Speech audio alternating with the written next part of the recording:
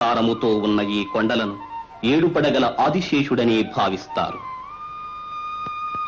దివిని భువిని కలిపే పర్వత శిఖరాలలో భగవంతుడు స్వయంగా సాక్షాత్కరించినాడు. సుందరమైన శేషాద్రి లోయలలో అందంగా ఒదిగి ఉన్న తిరుమల దేవుని దివ్య మందిరం. సృష్టి ఆది నుండి ఈ క్షేత్రం ఉన్నట్లు పురాణాలు చెబుతున్నాయి. 2000 సంవత్సరాల క్రితమే ఈ స్వామి వెలసినట్లు చారిత్రకమైన ఆధారాలున్నాయి. తరతరాలుగా మానవుల ప్రగాఢ విశ్వాసాలకు కూడలిగా నిలిచిన దివ్యక్షేత్రం తిరుమల. ప్రాచీన కాలంలో దుర్గమ అరణ్యాలతో నిండి ఉన్న తిరుమల ఈనాడు ఎంతో గమనయోగ్యంగా విలసిల్లింది. ఈ పుణ్యక్షేత్రాన్ని దర్శించడానికి మన దేశంలోని అన్ని ప్రదేశాల నుండి యాత్రికులు వస్తూ ఉంటారు. కాలం సాగే కొద్దీ తిరుమల దేవుని సుకరంగా సేవించుకోవడానికి అవకాశాలు ఏర్పడినవి. తిరుపతి భారతదేశంలోని ప్రధాన క్షేత్రాలలో ప్రముఖమైంది.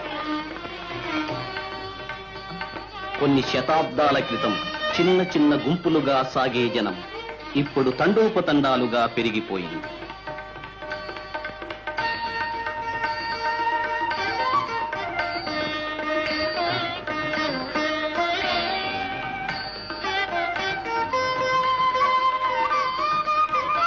ఈ భక్తవాహినిలో ఆర్తులున్నారు, అర్థార్థులున్నారు, జిజ్ఞాసువులున్నారు, జ్ఞానులు ఉన్నారు.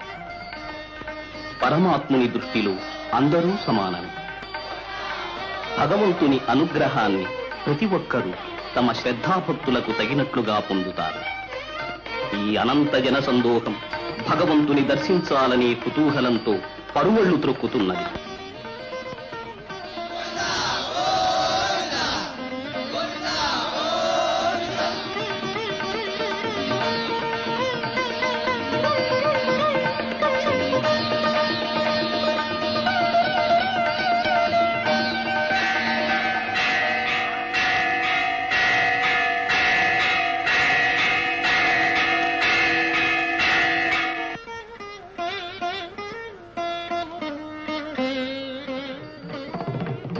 భక్తులు సమర్పించే కానుకలే ఈ దేవాలయానికి ప్రధానమైన ఆదాయం.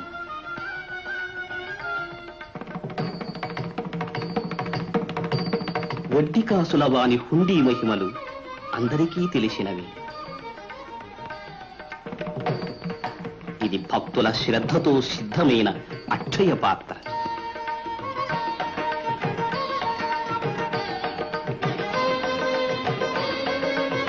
అనంతమైన ఈ సృష్టి భగవంతుని. తమకు సంప్రాప్తమైన దాన్ని భక్తులు భగవత్ప్రీతి కోసం సమర్పిస్తారు.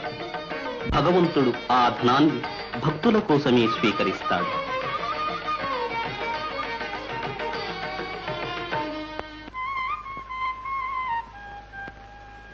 దేవాలయ నిధులను ప్రప్రథమంగా దేవాలయ పూజా విధానాలకే వినియోగిస్తారు. సంప్రదాయబద్ధంగా స్వామికి ఆర్జిత సేవలు, నిత్యోత్సవాలు, పక్షోత్సవాలు, మాసోత్సవాలు, సంవత్సరోత్సవాలు నిర్వహిస్తారు.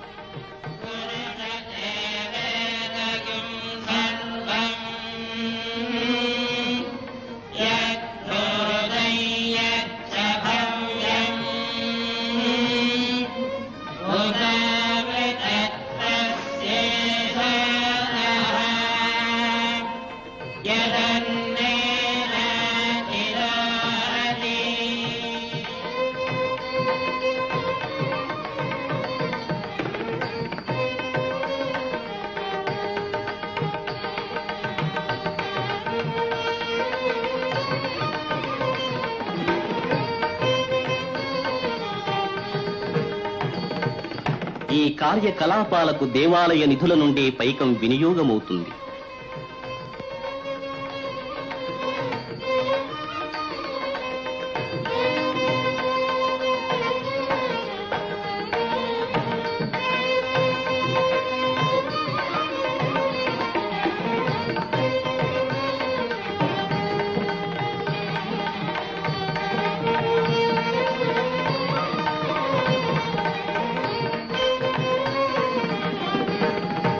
ఈ సేవా కైంకర్యాలకే కాదు, భగవంతుని సేవ కోసం వచ్చే భక్త కోటికి గృహవసతులు, భోజనాది